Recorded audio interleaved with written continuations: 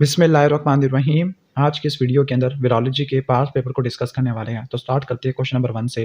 The study of most infectious agent, तो उसको virology कहते हैं। इन्फेक्शियस एजेंट की प्रॉपर्टीज बतानी है, यानी इसको बैक्टीरिया से डिफरेंशिएट करना है। तो बैक्टीरिया और वायरसेस में क्या डिफरेंस होते हैं, इसको आपने टेबल वगैरह से तैयार कर लेना। लाइक बैक्टीरिया प्रोकैरियोट्स होते हैं, वायरस का आप सेल नहीं कर सकते, सेलुलर पार्टिकल होते हैं। या तो वायरस में डीएनए होगा, आरएनए होगा, दोनों एट अ टाइम मौजूद नहीं होते। सेल के अंदर या बैक्टीरिया के अंदर डीएनए और आरएनए दोनों मौजूद होता है। ठीक हो गया। इसके बाद जो लाइपोप्रोटीन मेम्ब्रेन होती है वो वायरस के अंदर मौजूद होती है। ठीक है। जबकि बैक्टीरिया में जो ग्राम नेगेटिव है उनके पास ही सिर्फ लाइपोप्रोटीन नहीं, लाइपोपोलिसैकेराइड कंटेंट होता है। राइबोसोम वायरसेस के अंदर नहीं होते। माइटोकॉन्ड्रिया बैक्टीरिया वायरस दोनों के अंदर नहीं होता। एंजाइम्स मोस्टली बैक्टीरिया के अंदर काफ़ी सारे होते हैं, और जो बैक्टीरिया बाइनरी फिशन से रेप्लिकेट कर सकते होते हैं। यहाँ पे जो डिफरेंस लिखा हुआ है कि जो ऐसे वायरस पार्टिकल्स होती है जिनके पास इंटरनल कोर है, या तो डीएनए आरएनए होगा। ठीक है।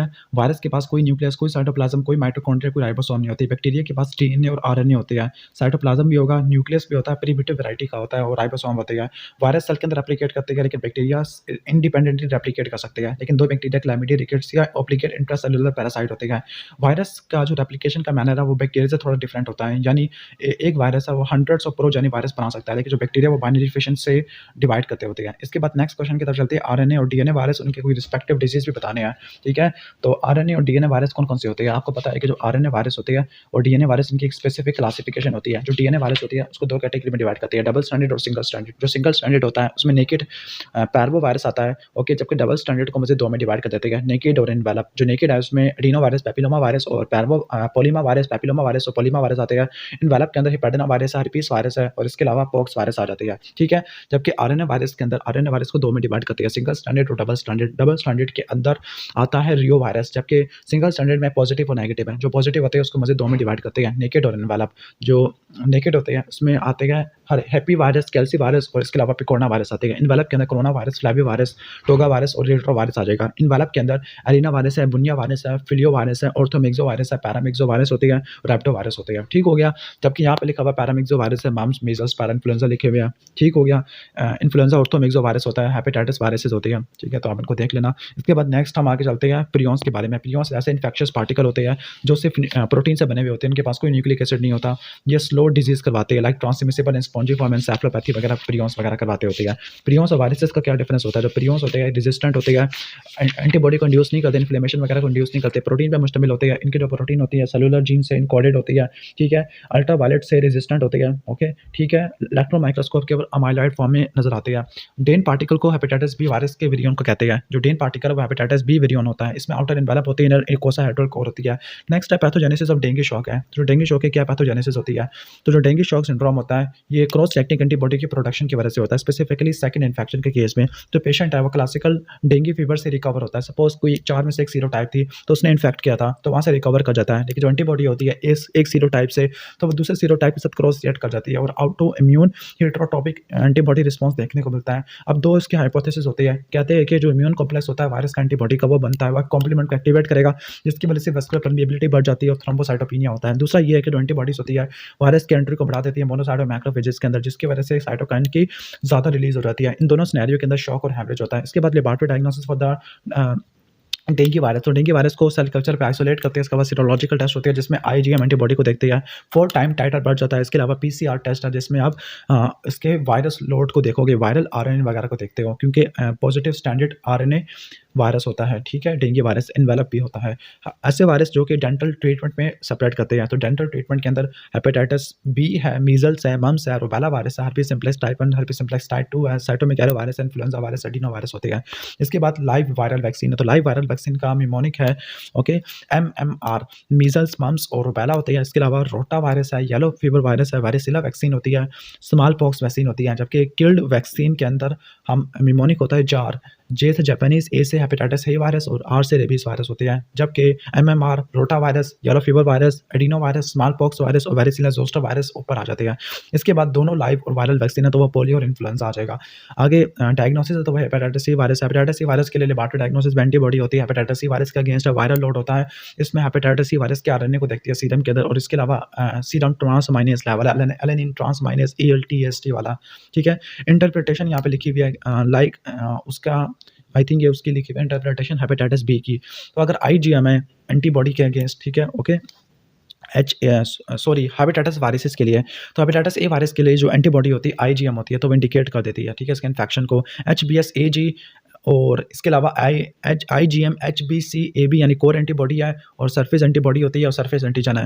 ये किसको इंडिकेट करता है? ये इंडिकेट करता है हेपेटाइटिस बी के लिए। और अगर ये दोनों नेगेटिव आ जाए, एंटीजन और एंटीबॉडी दोनों नेगेटिव आ जाए, तो उसका मतलब है विंडो फेस है। लेकिन पॉजिटिव के अंदर क्या आता है? आईजीएम पॉजिटिव आना शुरू हो जाती है, कोर एंटीबॉडी वाली। इसके बाद हेपेटाइटिस ए और हेपेटाइटिस बी को कंपेयर करो, तो जो हेपेटाइटिस ए पिकोना वाली कैटेगरी से बिलोंग करती है, हेपेटाइटिस बी हेपेटिना वाली कैटेगरी से बिलोंग करती है। Hepatitis a single stranded RNA होता है, जबकि हेपेटिना वाला डबल स्ट्रैंडेड आरएनए होता है। इंटरप्टेड सर्कुलर होता है, एक स्ट्रैंड 25% लेंथ मिस कर रहा होता है। इन्वेलप है तो नॉन इन्वेलप होतेगा, जबकि इन्वेलप होतेगा। इसके बाद हेपेटाइटिस बी वायरस के अंदर इंपॉर्टेंट एंटीजन होते हैं, 3 एंटीजन है, सरफेस एंटीजन है, कोर एंटीजन और ई एंटीजन होते हैं। ई एंटीजन ट्रांसमिसिबिलिटी के लिए इंपॉर्टेंट होता है। डायग्नोसिस है तो इन्फ्लुएंजा वायरस है, फैमिली ऑर्थोमिक्सो वायरस से बिलोंग करती है। जीनोम सेगमेंटेड है, नेगेटिव पोलैरिटी का होता है, सिंगल स्ट्रैंडेड आरएनए है, विरियन पॉलीमरेज मौजूद होता है क्योंकि नेगेटिव पोलैरिटी है, कैप्सिड हेलिकल है, इन्वेलप मौजूद होता है।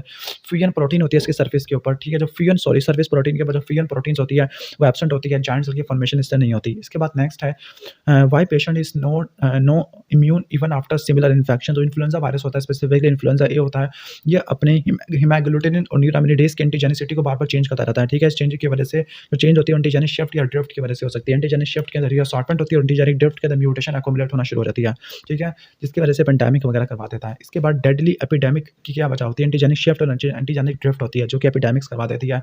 अगर स्ट्रीट डॉग से काट लिया किसी बॉय को तो रेबीज हो सकता है, कैरेक्टरिस्टिक्स ऑफ रेबीज वायरस। तो ये रैप्टो वायरस से बिलोंग करता है, सिंगल स्ट्रैंडेड आरएनए जीनोम है, ओके, बुलेट शेप कैप्सिड होता है इसका, ओके, और इसके पास आरएनए डिपेंडेंट आरएनए पॉलीमरेज होता है विरियन के अंदर, ओके।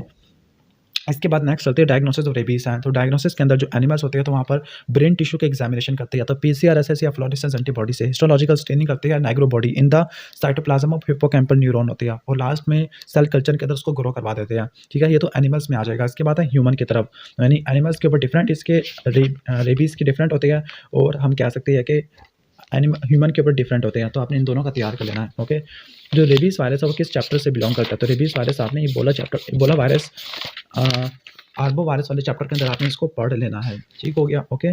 तो एनिमल के अंदर किस तरह से करोगे? ब्रेन टिश्यू के एग्जामिनेशन करोगे, पीसीआर से फ्लोरेसेंस एंटीबॉडी होती है, और हिस्टोलॉजिकल स्टेनिंग करोगे नाइग्री बॉडी की, और इसके अलावा सेल कल्चर में आइसोलेट कर दोगे। जबकि ह्यूमन के अंदर डायग्नोसिस किस तरह से करोगे? पीसीआर ऐसे वगैरह, फ्लोरेसेंस एंटीबॉडी टेस्ट है, यानी ऊपर वाले वो बिल्कुल वही चीज़ें लिखी हुई है, लेकिन यहाँ पे जो लेते हैं वो स्किन लेते हैं नेक की एट द हेयर लाइन, ठीक हो गया। बाकी वायरस की आइसोलेशन करते हैं, कहाँ से करते हैं? स्लाइवा है, स्पाइनल फ्लूइड है, ब्रेन टिश्यू है, ओके। जो नेगरी बॉडीज होती है कॉर्नियल स्क्रैपिंग में या टॉप सी स्पेसिमेन में देखने को मिलती है।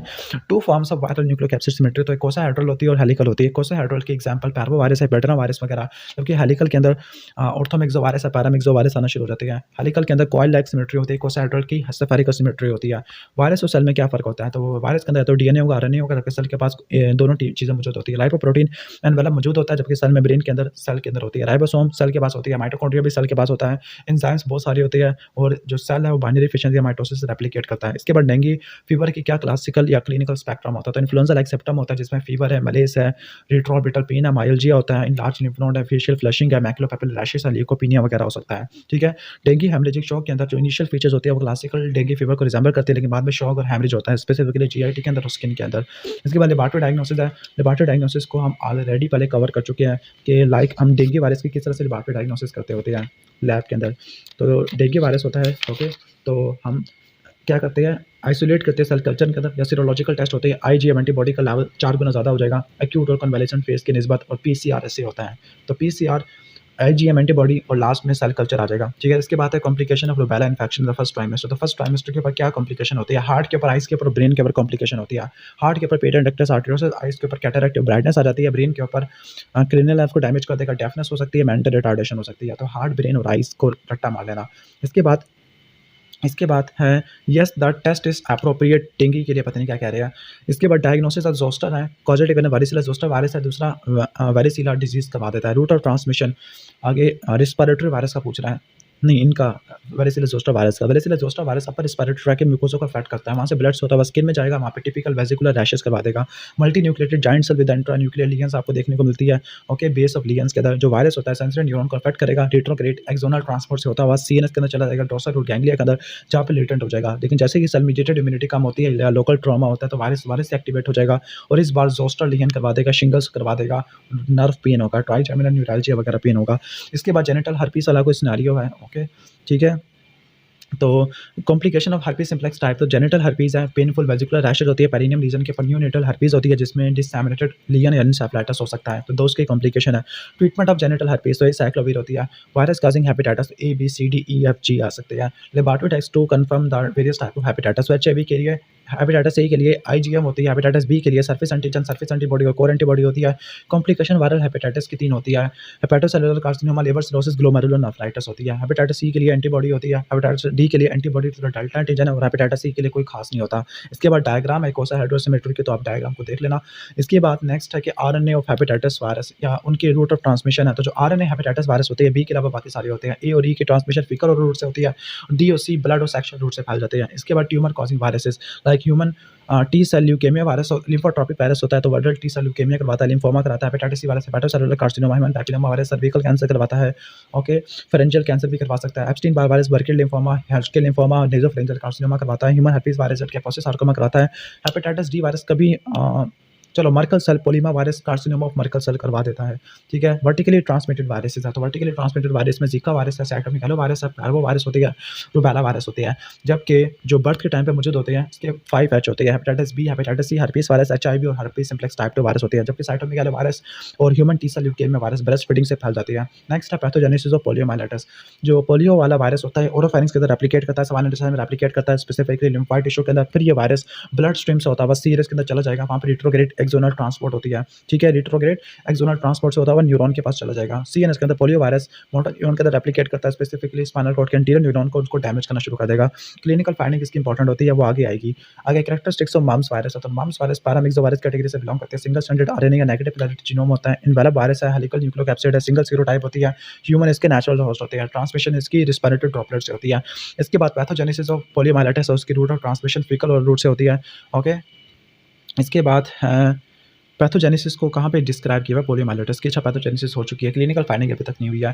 The approaches to diagnose viral disease, तो आइडेंटिफिकेशन कर सकती है सेल के कल्चर के ऊपर या माइक्रोस्कोपिक आइडेंटिफिकेशन होती है स्पेसिमेन के ऊपर, सीरोलॉजिकल प्रोसीजर्स होते हैं, एंटीबॉडी के टाइटर को देख लेते हैं या प्रेजेंस ऑफ आईजीएम एंटीबॉडी या वायरल एंटीजन को या वायरल न्यूक्लिक एसिड को देखा जाता है। ठीक हो गया। ओके, इसके बाद नेक्स्ट है कि वायरस होती है जो कि seasonal high grade fever, headache और बॉडी एक्स करवाती है, तो इन्फ्लुएंजा वायरस है। इन्फ्लुएंजा बी वायरस रेयरली कराता है। एंटीजेनिक शिफ्ट है, तो ये मेजर चेंज होती है जिसमें जो जीनोम आरएनए के सेगमेंट्स होते हैं, ओके, उनकी रैंडम रीअसॉर्टमेंट होती है और जो इंटायर सेगमेंट्स होते हैं उनके पूरा का पूरा एक्सचेंज हो जाती है और एक सेगमेंट एक सिंगल प्रोटीन को इनकोड करता है। तो फिर क्या होता है, reassortment of segments of genomic RNA. इसके बाद 3 स्टेजेस होती है क्लिनिकल कोर्स ऑफ एचआईवी में, तो पहले एक्यूट, लेटेंट और क्रॉनिक होती है। एक्यूट में वायरस का और वायरल आरएनए यानी वायरल आरएनए लोड का, दोनों का लोड ज़्यादा होता है। ठीक है, CD4 काउंट नॉर्मल होती है, लेकिन दूसरे वाले के अंदर जो वायरस और वायरल आरएनए का लोड होता है वो रिलेटिवली कम हो जाता है और CD4 काउंट नॉर्मल हो जाती है। लेटेंट के अंदर 6 मंथ्स तक होती है, जबकि 3 से लेकर 4 महीने तक एक्यूट होती है। फिर इसके बाद 3 से लेकर 10 साल में दोबारा से वायरस का लोड बढ़ जाएगा और CD4 काउंट कम हो जाएगा इस बार। ठीक हो गया। ओके, इसके बाद नेक्स्ट खत्म हो गया। हालांकि वायरस के डिजीज़ के अंदर कुछ इन्फेक्शस यानी वायरस की वजह से अपॉर्चुनिस्टिक माइकोसिस काफ़ी ज़्यादा होती है। अपॉर्चुनिस्टिक माइकोसिस के अंदर कौन से होते हैं, नीमोसिस्टस जीरोविकाई है। इसके अलावा क्रिप्टोकोकल मेनिंजाइटिस होता है, कैंडिडा का इन्फेक्शन होता है और वायरस की वजह से हम कह सकते हैं कि कैंडिडा का इन्फेक्शन होता है और कैपोसिस सार्कोमा होता है, डिमेंशिया होता है, न्यूरोलॉजिकल मैनिफेस्टेशन देखने को मिलती है। एप्स्टीन बार वायरस की वजह से नॉन हॉजकिन लिम्फोमा हो सकता है, बर्किट लिम्फोमा हो सकता है। 3 मैकेनिज्म जिसकी वजह से एचआईवी इम्यून सिस्टम को इवेट करता है। ठीक है, तो वो कौन सा मैकेनिज्म होती है, या तो वायरल डीएनए होस्ट सेल के डीएनए में इंटीग्रेट होता है और ये परसिस्टेंट इन्फेक्शन कराता है, या म्यूटेशन का रेट काफ़ी ज़्यादा है, या टैट और एनएफ प्रोटीन की प्रोडक्शन होती है। टैट और एनएफ प्रोटीन MHC1 की डाउन रेगुलेशन कर देती है। लास्ट में जो एचआईवी होता है ये CD4 पॉजिटिव टी सेल को किल कर देता है, जिसकी वजह से इम्यून सिस्टम से बच जाएगा। तकरीबन हमने काफ़ी सारी चीज़ों को कवर कर लिया है। अगर आपको वीडियो अच्छी लगी है तो वीडियो को लाइक कर देना, चैनल पर नए हो तो सब्सक्राइब कर देना। मिलते हैं नेक्स्ट वीडियो के अंदर, तब तक के लिए अल्लाह हाफिज़।